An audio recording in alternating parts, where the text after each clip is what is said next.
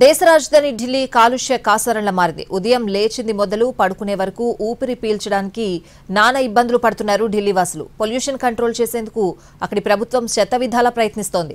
గత నెలలో కాలుష్యానికి కారణమవుతున్న సంస్థలపై ఉక్కుపాదం మోపింది. భారీ జరిమానాలు కూడా విధించింది. దేశ రాజధాని ఢిల్లీ వాసులను వాయు కాలుష్యం ఉక్కిరిబిక్కిరి చేస్తోంది. విషపూరితంగా మారిన గాలితో జనం విలవిలలాడిపోతున్నారు. గొంతు నొప్పి, శ్వాసకోశ సమస్యల తీవ్రత పెరగడం, ఊపిరి ఆడకపోవడం వంటి ఫిర్యాదులతో ఆసుపత్రులకు వచ్చే రోగుల సంఖ్య గణనీయంగా పెరిగింది. లోకల్ సర్కిల్స్ అనే స్వచ్ఛంద సంస్థ చేపట్టిన సర్వే ప్రకారం ఢిల్లీ ఎన్సీఆర్ పరిధిలోని 75% ఇళ్లలో ఒకరికంటే ఎక్కువ మంది కోవిడ్, ఫ్లూ లేదా వైరల్ ఫీవర్ వంటి లక్షణాలతో బాధపడుతున్నారు. ఢిల్లీ, నోయిడా, గురుగ్రామ్, ఫరీదాబాద్, ఘజియాబాద్లోని 15,000 మంది ఈ సర్వేలో పాల్గొన్నారు. దేశ రాజధాని ఢిల్లీని వాయు కాలుష్యం బెంబేలెత్తిస్తోంది. ఎయిర్ క్వాలిటీ ఇండెక్స్ ప్రమాదకర స్థాయిలో 400కు పైనే నమోదవుతోంది. దీంతో ప్రజలు తీవ్ర ఇబ్బందులు పడుతున్నారు.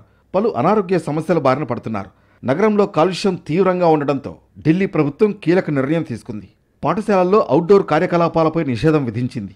రాజధాని అంతటా కాలుష్యం తీవ్ర స్థాయిలో ఉండడంతో పాఠశాలల్లో అవుట్డోర్ కార్యకలాపాలు, గేమ్స్ను నిలిపివేయాలని ఢిల్లీ ప్రభుత్వం ఆదేశించింది. సాధారణంగా వింటర్ సీజన్ అయిన నవంబర్, డిసెంబర్ నెలల్లో ఢిల్లీలోని పాఠశాలలు స్పోర్ట్స్ మీట్స్ నిర్వహిస్తూ ఉంటాయి. అయితే తీవ్ర వాయు కాలుష్యం కారణంగా పిల్లల ఆరోగ్యాన్ని దృష్టిలో ఉంచుకుని గేమ్స్ రద్దు అంశాన్ని పరిశీలించాలని సుప్రీంకోర్టు ఢిల్లీ ప్రభుత్వానికి ఇటీవలే సూచించింది.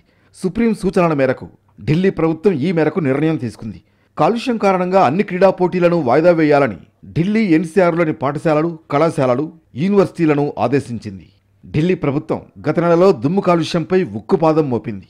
ఇందులో భాగంగా 2,36,00,000 రూపాయల జరిమానాలు విధించగా 200కు పైగా షోకాజ్ నోటీసులు జారీ చేసింది. అలాగే 48 నిర్మాణ స్థలాలను మూసివేయాలని ఆదేశించింది.